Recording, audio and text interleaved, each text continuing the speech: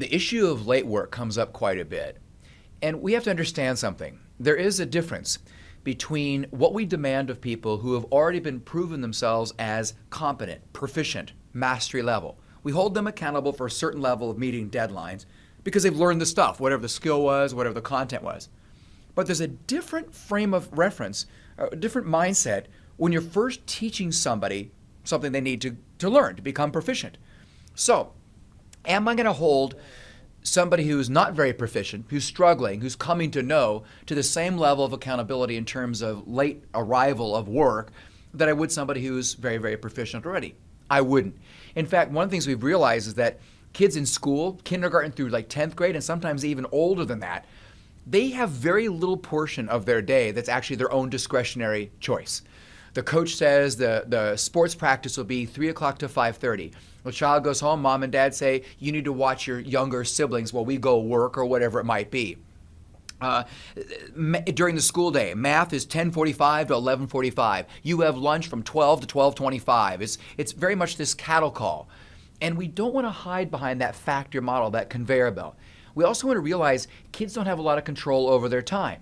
So if we're going to demand of them adult level competencies when it comes to meeting deadlines, then we better give them the keys to the car, the money to drive it, the insurance when they're 9 years old, when they're 13 years old, because they can't act on it.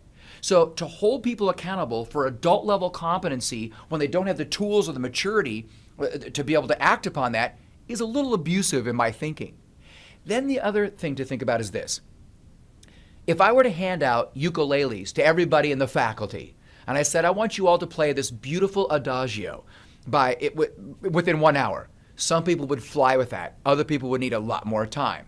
As people are coming to know, I'm not going to demand of them this automatic, you learn at the same pace as everyone else. That's the factory model of schooling that we realize doesn't work. In fact, to really explore differentiated instruction, it's almost countercultural.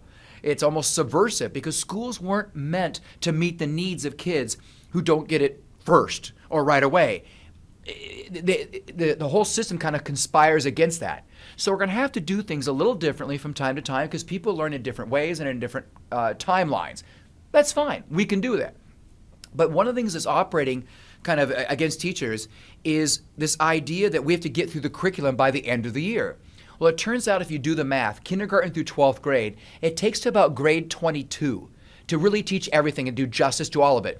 We tend to stop at schools, most schools, at grade 12. We're 10 years shy. So a lot of teachers go through their year like this. Here's a bunch of stuff, take a test. Here's a bunch of stuff, take a test. Here's a bunch of stuff, take a test. You didn't get it when I taught it? Well, that just stinks for you. Join us when you can. And we keep moving through the year. This is no way to teach humans. But it is something we have as a system. And until somebody brighter than us comes up with a better idea, we're going to have to do some things to mitigate those negative aspects.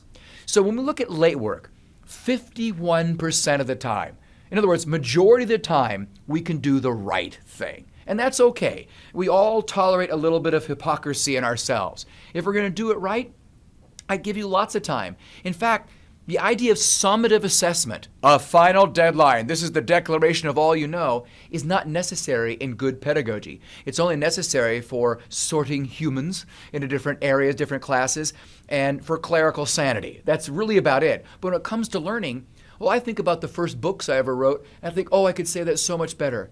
Artists, I know, my cousin is an artist. He wants to touch up paintings he did 15 years ago.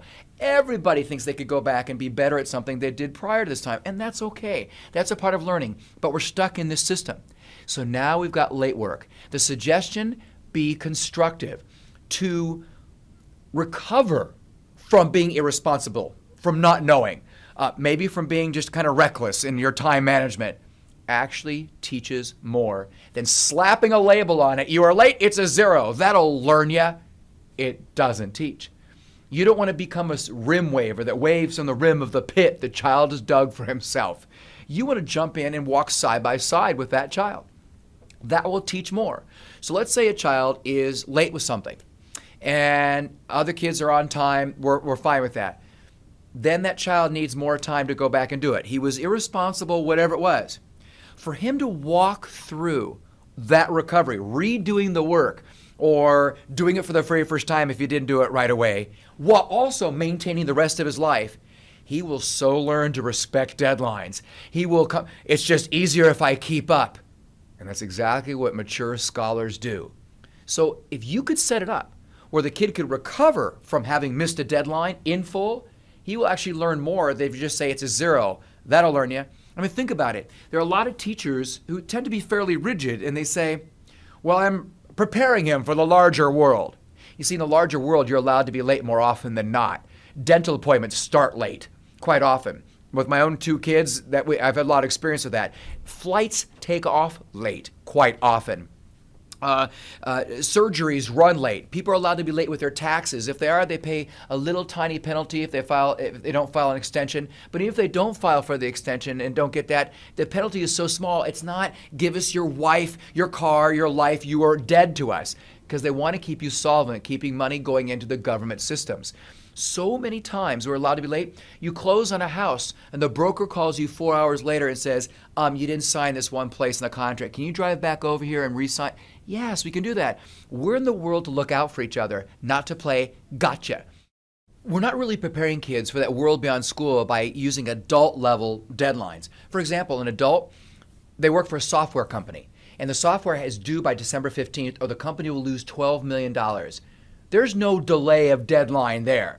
But this adult knows himself, knows his team, was given 6 months to prepare this, so he makes November 15th his drop dead date. And he delivers it to the customer. The customer gets to do a little quality control, play with it a little bit. Maybe they change their mind on some of the aspects of it. They send it back, they debug back and forth. So on December 15th, it is there ready to go, just as promised. But that's an adult level maturity. And that only comes from making mistakes along the way, not meeting a deadline, learning how to meet deadlines, doing task analysis.